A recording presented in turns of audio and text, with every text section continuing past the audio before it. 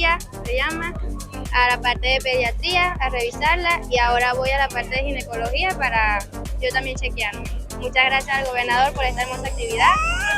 Dios lo bendiga.